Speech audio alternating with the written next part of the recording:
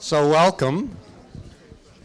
My name's Peter Raymont. I'm called the Filmmaker-in-Residence here at Massey College this year. I don't actually live here, but it's a nice place to be associated with. Natalie, the principal of Massey, sends her regrets. She can't be with us now, but she's hoping to come. She's got another engagement. She's very busy, Natalie Desrosiers, and she'll come over hopefully for the discussion after the film. Natalie would have wanted me to acknowledge that Massey College is built on the lands where many Indigenous peoples have lived. It's on the treaty lands and territory of the Mississauga, the Credit First Nation, as well as the traditional territory of the Huron-Wendat, the Seneca, and the Haudenosaunee peoples. And we acknowledge our duty of stewardship toward the land and the great privilege that we have to work on this land. And we are also privileged to have with us this evening the director of this extraordinary film, Hubert Davis, who's sitting over there in the worst seat in the house, but I guess he's seen the film before. So Hubert's first film, I remember, in 2004, 5, was called Hardwood, and this is the guy's first film, and it gets nominated for an Academy Award. It's not a bad start to your career. It's been downhill ever since for Hubert, but of course I'm joking here. This is such an amazing film, and I'm really grateful and honored to be able to share it with you this evening. A few other little notes just before we start the movie. So we're going to, the films that I choose to screen here in this little role I have are films that I define as films that move the needle on public attitudes towards events or social political issues. And Black Ice certainly meets that criteria in so many ways. It had its world premiere at the Toronto International Film Festival back in September. It won the Audience Choice Award, I think it's called, for People's Choice Award for Best Documentary. It was chosen one of the 10 best films of 2022 by TIFF. So, you know, you're in for a very special treat to watch this film this evening. Maybe treat's not quite the right word, but it's a very important film. I do want to acknowledge, in case he runs away for some reason to get his tuxedo fitted, that sitting here with us tonight is my friend Eamon. And Eamon, he edited this film. He also edited 2 films that are nominated for the Academy Award this year. Navalny, which should win, by Daniel Rohr, and Fire of Love. So congratulations to Eamon. I think we should give him an applause. Eamon O'Connor. The executive producers of Hubert's film include a couple of gentlemen you may have heard of, Drake, LeBron James, and Maverick Carter, who's LeBron's agent. LeBron James could break the record tonight, if he gets 36 points. So we'll see what happens later on. I'm sure you'll be interested in hearing more about maybe their role in the film, and I'm sure you'll have many other questions. And we have 2 fantastic women panelists as part of the discussion who are going to sit up here afterwards. I'll introduce them after the film. And thank you very much for coming. Again, Massey is, oh good, a couple more people. Massey is really honored to be able to share this film, Black Ice, with you this evening. So we'll come back for discussion after.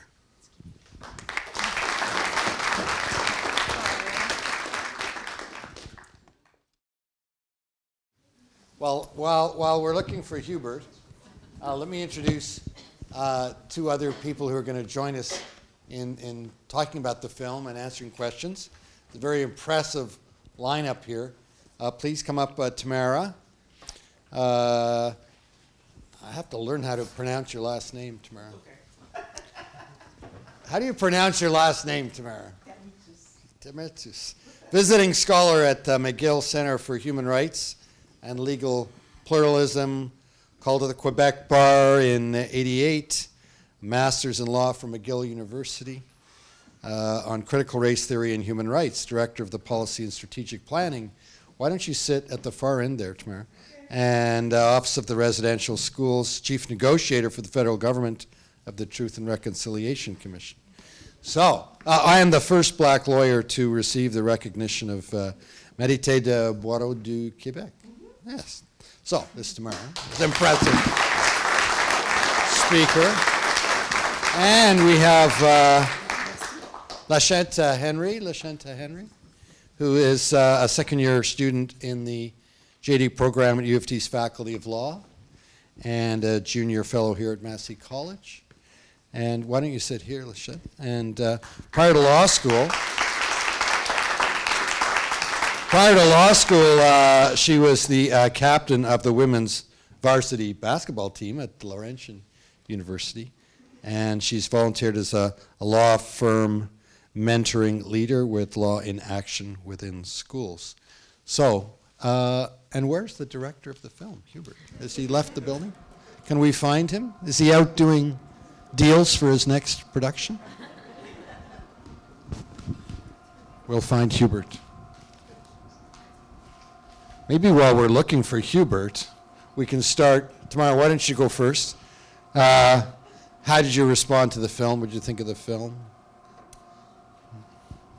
Yes, and we were talking about it together. Use your microphone, please. Oh, sorry. That's okay. I'm not used to microphone. But anyway, we were talking about it together, and it's a beautiful movie because it talks about history and power and the idea that we cannot hide history if we want to change things. But also being used to read traumatic events and everything. I find it like beautiful because it brings the question on the table, but also very traumatic. And the scene that touched me the most is to see an old man crying on his life. And for me, it's like, it's very touching because it goes back to how many people in different contexts have to live through that experience.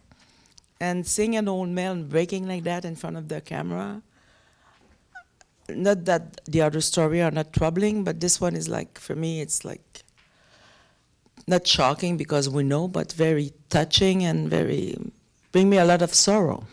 Yeah. So here is Hubert Davis. We found him outside somewhere. Congratulations. I'm sorry, I never watched the film because it's... No, you've seen it a few times. Yes, I've seen it. In the cutting room, too many times. I know the feeling. Mm-hmm. So you've been outside. I have. Went for a quick walk. Well, There I am. you got a lot of applause, even though you weren't here. Oh, thank you. Congratulations, great film. Let's just hear before I ask you the first question and we open it for discussion. Let's hear from Lashante. How did you respond to the film? I felt that it was a great film, very impactful, partly because I've never played hockey. I can't even skate. Mm-hmm. But it was a story I've heard so many times before. Different contexts, but the same story. And so I felt that even though that wasn't the specific experience that I've had, I could feel each story as if it was my own, or the people who I know, if it was their story. How did this film get started, Hubert? It came to me actually through Charles Officer, who's a filmmaker, a Toronto filmmaker, who had played hockey at a high level. Yes, Charles. And so he had originally, I think, found the book and brought it to the producer, Vinay Virmani. And so they had both kind of approached me. This is a book about the history of black hockey in Nova Scotia. Yeah, Black Ice. That's right, by the Fosse brothers. And so I didn't know anything about the history. I didn't know anything about the Colored Hockey League when we started. I also don't skate as well. So, and then I saw a short documentary that the Fosse brothers had produced or worked on. It was on YouTube, and there was like 17 views or something minimal that I thought, okay, so this didn't take off, and this is fascinating. I thought the story and this idea of the league and the whole history behind it. And I thought, okay, well, I don't know this. I'm embarrassed I don't know this. I grew up in Canada, I'm Canadian, and I don't know this story. So how many other people don't know this story? And that was really, the tipping point to say, okay, I should do this. So much of Canadian history is told by white people, and the films that have been made, right, about Canadian history have mostly been made by people of my colored skin. So congratulations. Was it hard to raise the money and get it going? I think we were in a specific time period where this film could be made. And that was another pressure that I felt in making it was, there's been, a reckoning, that's happened obviously in the last couple of years. And I felt like this film they had tried to make it before, and it had not gotten the funding or whatever had happened.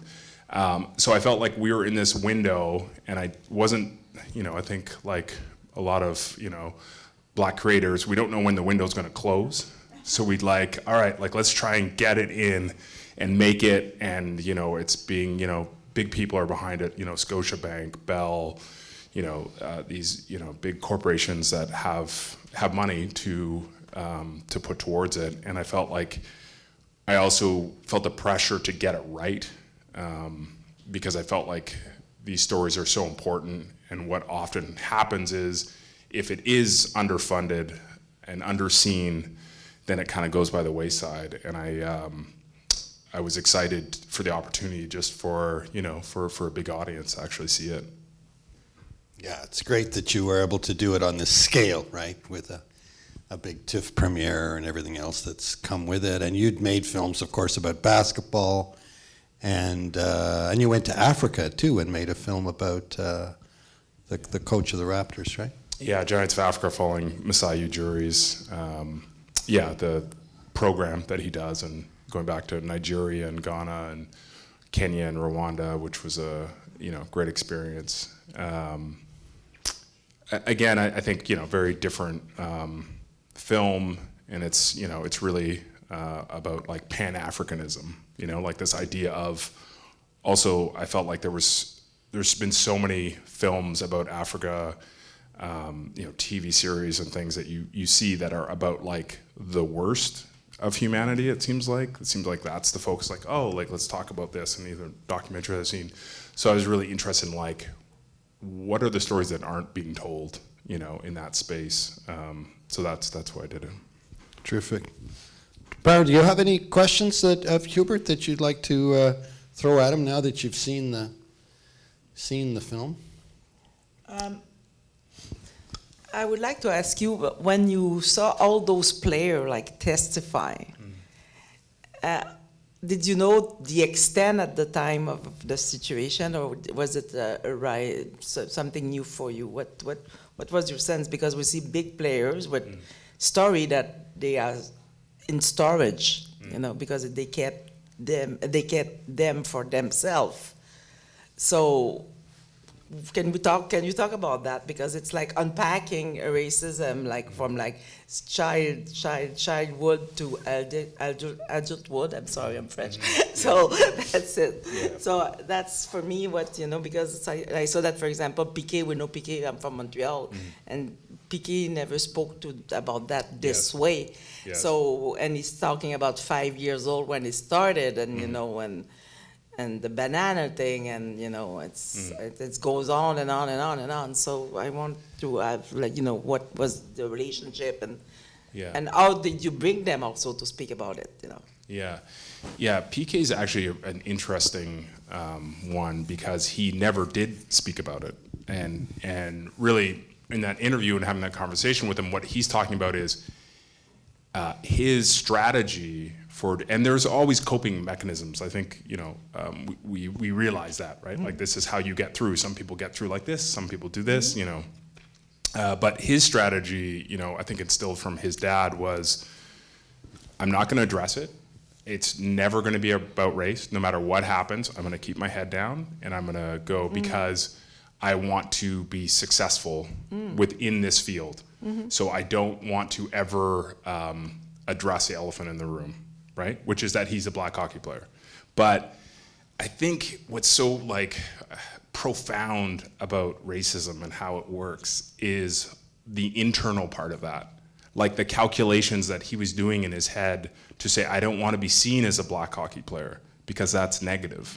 I just want to be seen as a hockey player. Like he said that in a line. And the idea that he couldn't even, like he wouldn't allow himself to go there and be like, I'm a black hockey player because that means I'm somehow less than. Like the mental math of that or somehow seemed like really fascinating to me. Internal racism. Internal racism. Yes. And you have the same thing with Meghan Markle also when she speak about in her movie when she said that she was not black, she was biracial, and she that kind of like struggle that because you are trying to evaluate yourself in the world and what is valuable. I thought of the great documentary about O.J. Simpson, Made in America. There's a lot of that where they're deconstructing. He wants to be a celebrity so that he can escape being black. So he's viewed as a celebrity, which is it's a kind of passing. Yes. It's a kind of passing. Exactly. Yeah. So anyway, so PK was one thing. And then the other players, some I knew about their stories, were more well known, like Akeem. Soroya had talked about her story kind of leading up to it, so I kind of understood the context a bit. But someone like Anthony Duclair from Montreal, who talks about the story when he's quite young, when he's 10 years old, I didn't know the story, so he was just there on the day, so I was learning that as we were going. So I think those stories were more profound to me because I didn't know the history of it. And also what I thought was really important in those stories is they're all happening from different sources. Like Akeem is dealing with a coach, but Anthony is dealing with parents of another team. And he's quite young, he's 10 years old when this is happening. So I thought it was really important to, I think what we like to do with racism is kind of like explain it. So we go, oh, that happened in Montreal. You know Montreal, like Montreal's like that, right? Like it's like, or, oh, you know those parents, they're like that, or this coach. Like we try and really like map it? Yeah, just say, explain it away. Like there's a reason why it exists in this place because it couldn't be a bigger thing, right? It has to be here. And that's, we talk about in the film, the idea that as Canadians, we do that where we push it to America, right? Like this is where real racism happens. Like we obviously don't deal with real racism up here, like because we're Canadians, so we can't be racist. Like that kind of discourse. Yeah. It's a discourse. Yeah. It's as you say in the movie, it's a multiculturalism discourse. And we have to unpack those discourse because it's the reality, and that's why history in that movie is very important because it brings history in front of us.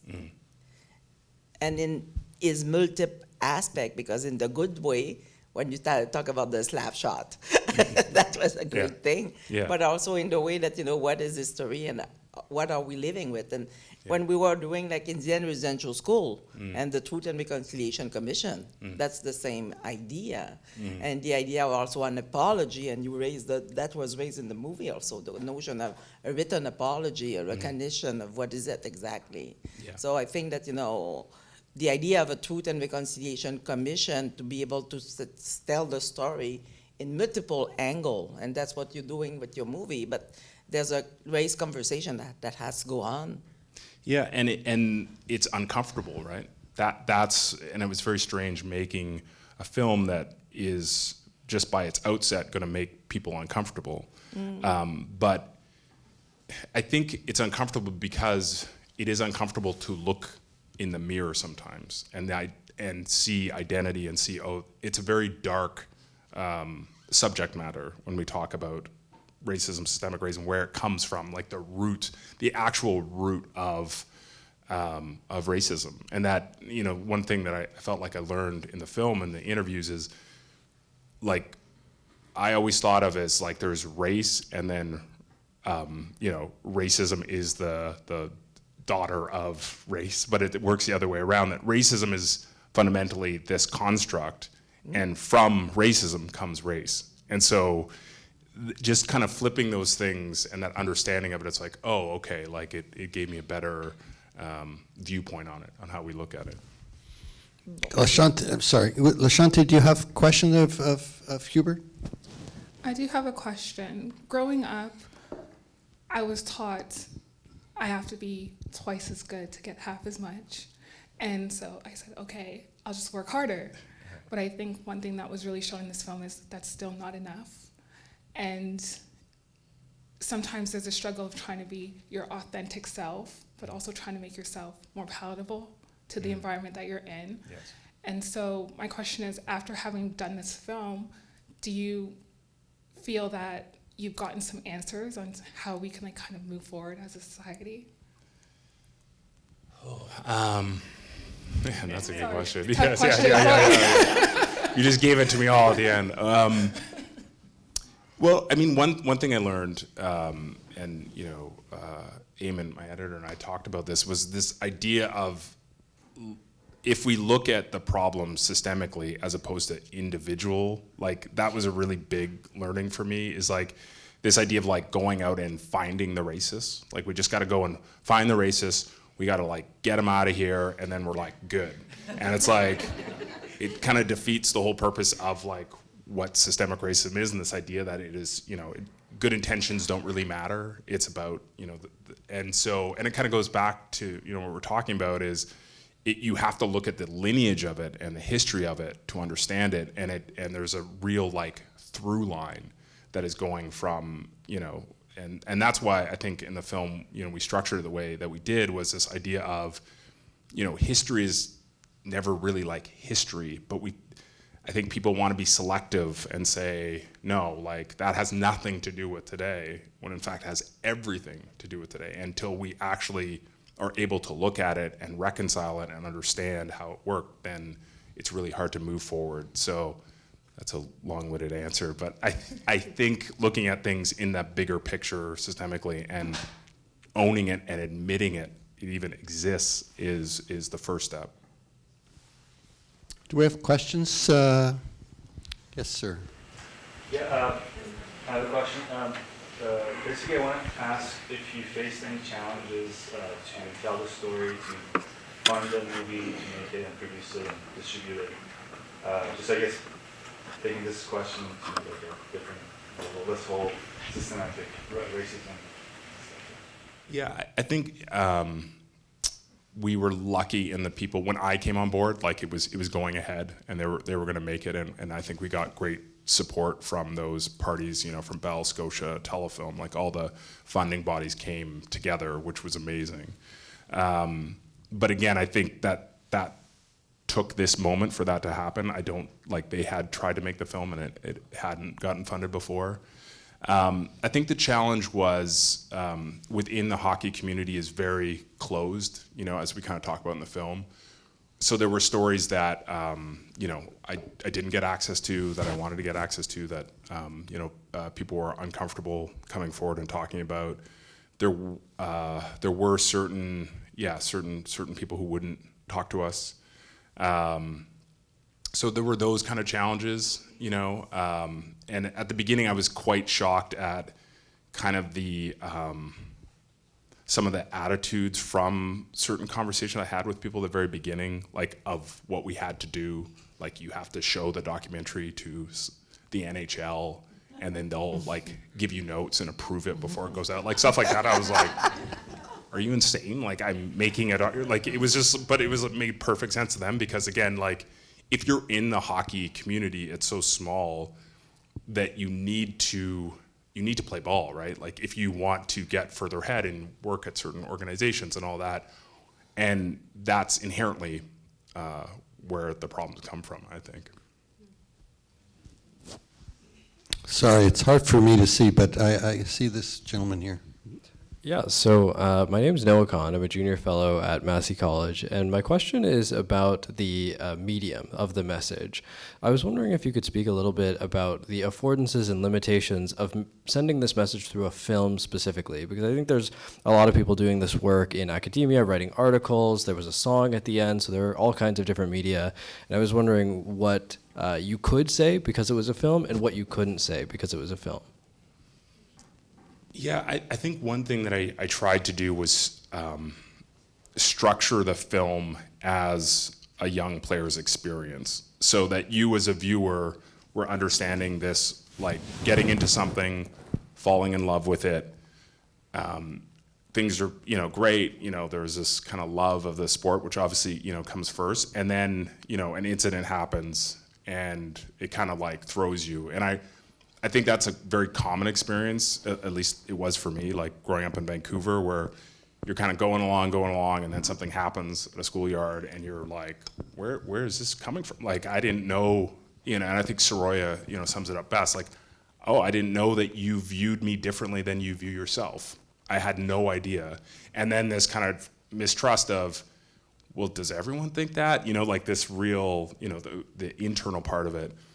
So I think the film itself also could talk about, in the structure of it, in the very structure of the film itself, we could talk about, more blatant incidents that we kind of all agree are, not good, like it's not good to use the N-word. But as the film goes on, then you start to realize like that this, I hope at least, that this is like the tip of the iceberg. Like that's really not the problem. It's the reaction, it's everything around that, and then the root of where this comes from. And so by the end of it, you get the idea of the bigger picture. And so that's what, Eamon and myself worked on, was that structure of the film itself. And I think that's kind of, was a unique experiment that, I wasn't sure was gonna work, but, here we go. Have you heard from the NHL? I haven't yet. I did. Kim Davis, who is kind of the highest ranking black woman in the NHL. She's kind of the one who is. I imagine her some days as just like on the ship, and she's just like desperately trying to just turn it just like a little bit, and it's like, no, Kim, we're going this way. Anyway, so. What's her position at the NHL? Well, she heads up all of, diversity and inclusion and, in that space. And I think we see that quite often, right? So in the corporate world, it's like that position is basically for a black woman to go into, right? And she kind of checks those two boxes. She doesn't really have a lot of power, as you're seeing in the NHL. And so, but it kind of, checks a box. And I think, I spoke to her, before we started the film. She is trying very hard, I think. It's just, she's in a tough position there. So she has seen the film. She supports the film. Will the NHL support the film? I think that is we'll see. More questions. Let's take one in the back there. I have a lot of questions. I don't know if I can. Anyways, I'll just start with one. There were a lot of hockey players that were featured that didn't really speak. So I noticed you had footage of even Val James, McKegney, Ray Neufeld, all these guys. And for me, like I grew up in Toronto, and like the first black hockey player I ever seen play for the Leafs was Val James. I just wondered if you were able to go and speak to these guys and get their stories as well. Yeah, that's kind of one of my regrets in the film, is there's that generation. Tony, we did interview Tony. Val, we did not get a chance to talk to, although, and that's why kind of towards the end, and I wanted to kind of like give them their due in at least the smallest way I could, which was visually. We did, I'm forgetting someone, Bill Riley, who is from the East Coast. He was like, the first Nova Scotian in the NHL, black Nova Scotian in the NHL. So there was that generation of players that we were able to interview some.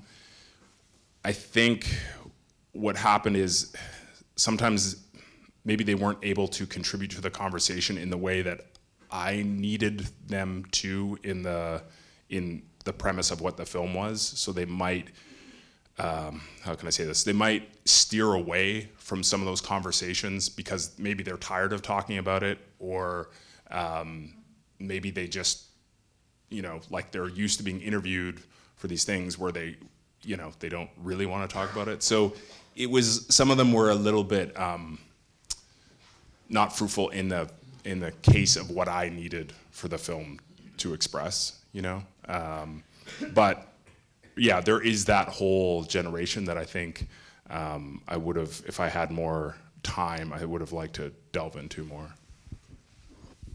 More to be done. I mean, I often make films and I have interviews I never use in the film for whatever reason. They just don't fit. I don't have enough time. This is 90 minutes and you've got, dozens and dozens of hours of material. So maybe there's a way to use that stuff in another way, right? Maybe there's a book here. Maybe there's a series of articles. Who knows, Yeah, you do ultimately run out of time. Yeah, you run out of time and money. money and energy. Yeah. And okay. Is there any advice you can give to a first-time filmmaker? Or someone's making a documentary? I'm working with this guy. Oh, good. Regent Park. Oh, amazing. Good guy. I would say what stories move you and you have a point of view on and have access to. I think documentaries are so great for young filmmakers because you don't need the giant crew and actors and all that stuff. You just need a good story that you can follow, a good subject. So it's more accessible in that way. And that was my first film, was about my family. So I knew I had access to that, and they had to be interviewed because I was asking them to.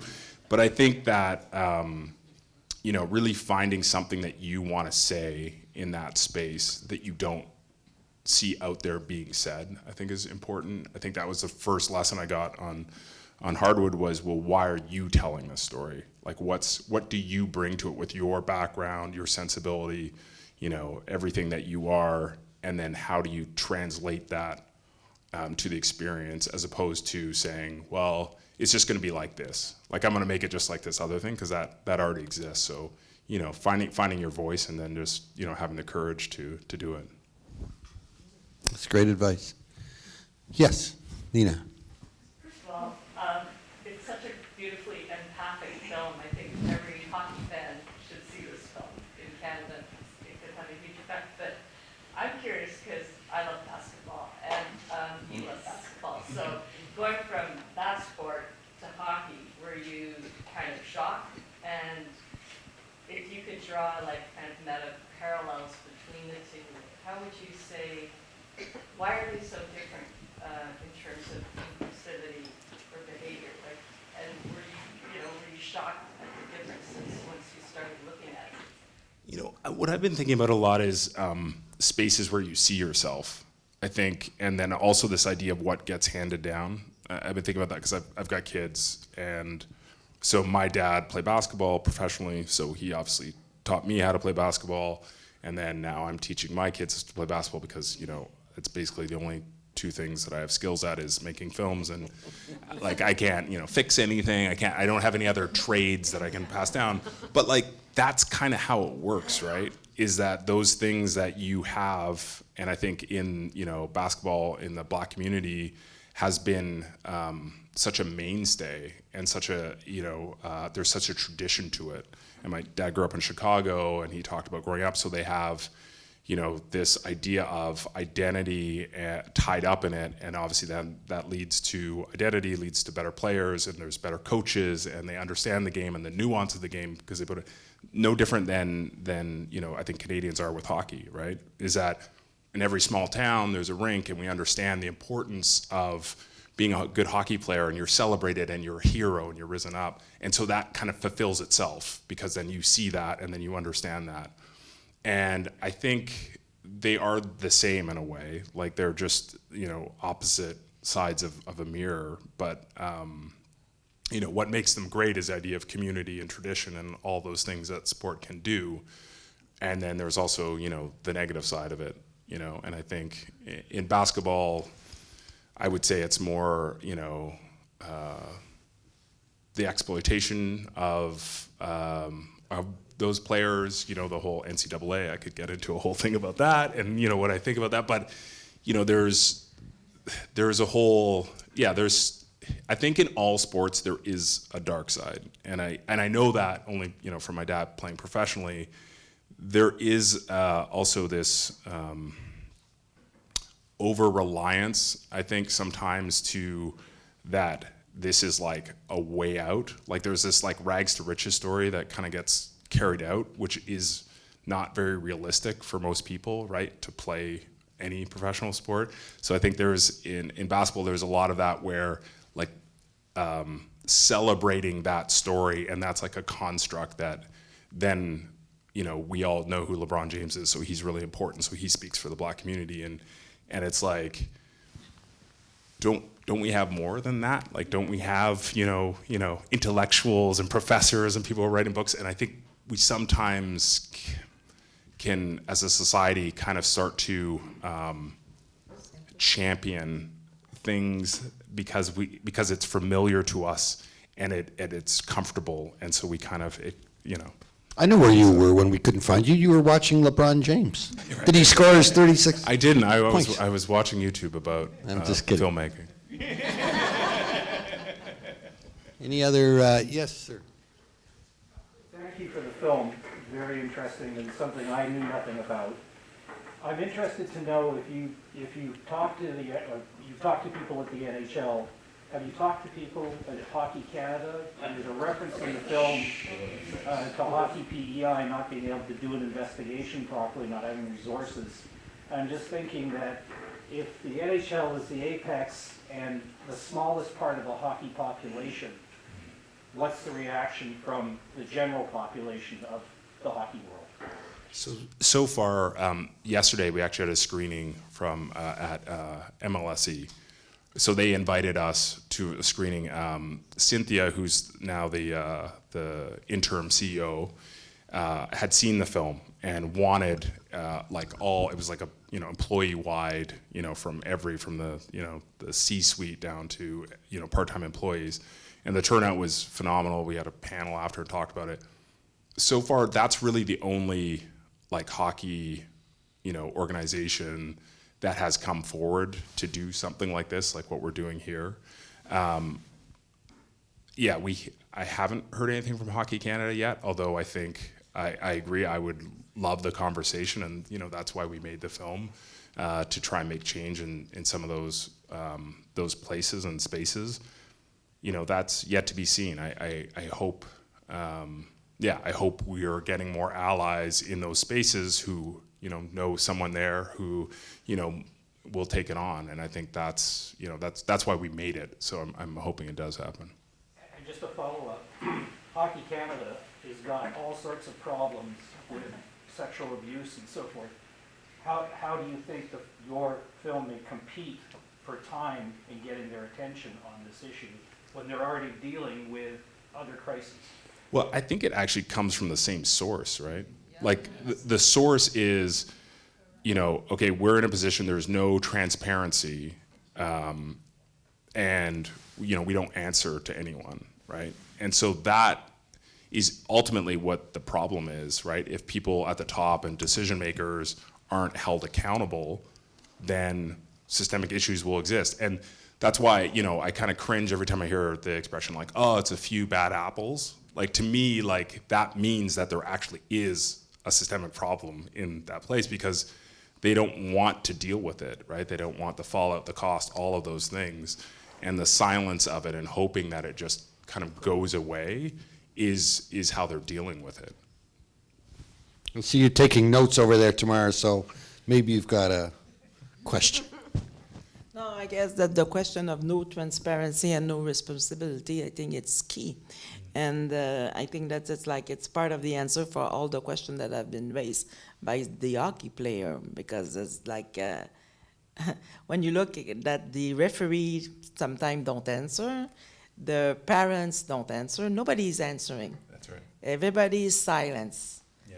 And silence is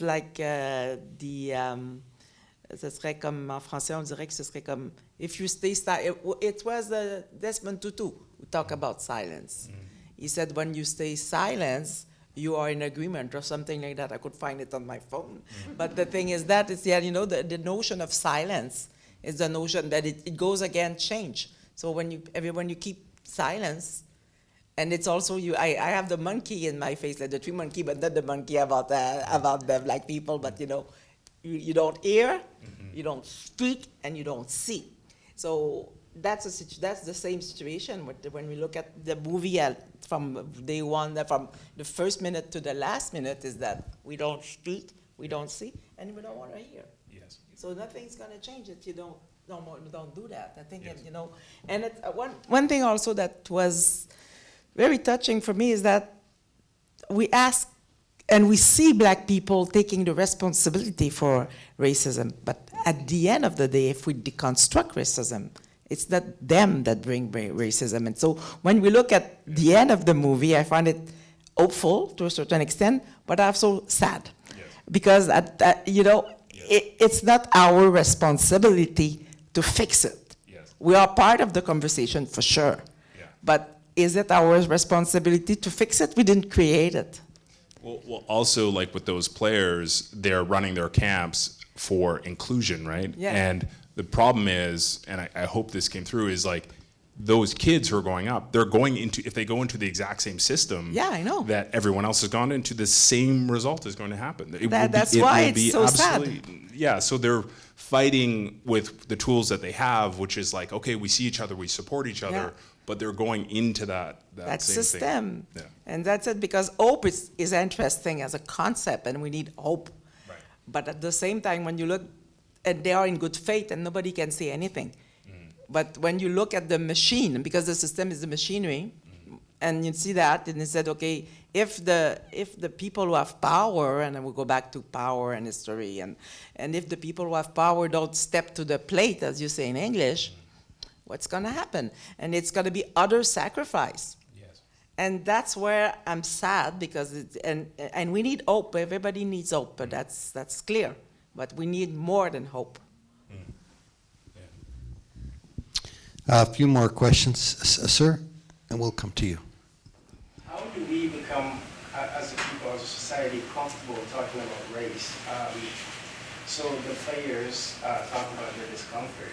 On the flip side, we have the media as well, which has its fair share of guilt. And we have prominent people that play hockey. And they don't want to talk about race, just play hockey, let your, sport or the skill do the talking, which obviously can be the right way to go, but also, other people who are not people of color who play the sport as well, and, players talk about their teammates who also don't know. How do we talk, how do we normalize, how do we make it, and and one of the people mentioned, now we have the phenomenon of wokeism, which is also depending on, for a variety of reasons, it can also be a bad thing. How do we normalize? There are issues, but nobody seems to be comfortable talking about that. The movie is a great medium, by the way. It allows us to be there and talk about it, but what else can we do? Well, I feel like I did my part. I made it. So I'm kind of, as I said, I've got very few skills, so this is all I got. So, I think, I wish I knew the answer to that. I wish I knew how to make it feel more accessible to people to want to have a conversation. I don't know. I don't know. Great if you could get out and show it in schools. I don't know if that's available to you or if there's funding for that sort of outreach. I think that would be fantastic to kids in schools. For sure. There was a question here. It was a powerful moving film. I got very angry watching it, emotional. But I would like to see another film, if you're up for it, on the going back to find out the descendants of the colonial system, if they exist, if they're still alive. There's a lot of that going on, I believe.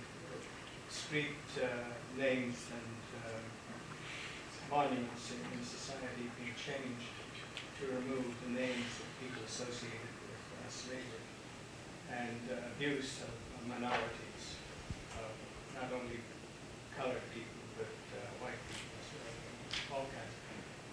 So the question is, you've done a wonderful job within a very cocoon sport, but I think it needs to be opened up into the colonial situation that produced all of these problems and the racism that was inherent to colonial system. Well, I think what it is I think you could apply this to any anything, right? Like we're talking about hockey, but you could actually take that and talk about academia. You could talk about that in filmmaking. You could, if you deconstructed all those things, you would find a very similar story. And I think one of the things that I took away from it is I'm only exploring that Black history in hockey in the East Coast, but what are all the other stories that have been left in the margins, like of the contributions that are kind of celebrated during Black History Month of like, oh, this is the person, but not really delving into like all of the stories that have existed. And, sadly, like, I'm from Vancouver. I just watched something recently. It's on the History Channel, and it's the Black history in BC. And again, these were stories I had no idea existed. And I also think that if you don't know about something, if it's not being taught in a mainstream way, my impression was that it wasn't important, and how damaging that is. This idea that your history isn't really connected in a meaningful way, like you didn't really do much. And then I think you see through the film and these other stories that we're hearing now is like, actually, our stories are essential to, everything, as Deborah says in the film, everything, the very fabric of what this country is. So I think that's where the work is yet to be done, is actually unearthing more of those stories in all sorts of different areas. I agree. It's kind of like your bad apple thing, right? Was this is Black racism in hockey, but it's right. Exactly. Think about the bigger systemic problem. Look, I think we have to wrap it up. Would you like to say parting words, or? Yeah, so I'm Natalie. This is Natalie, who's I'm the principal of of Massey Massey. College. It was a wonderful and so grateful to have you here and for you to present your film. Come back and present the next one is the first message. And also I want to thank you all for being here, for continuing to study and celebrate the great filmmakers that we have in Canada. Merci beaucoup. Thank you. Merci. Thank you all.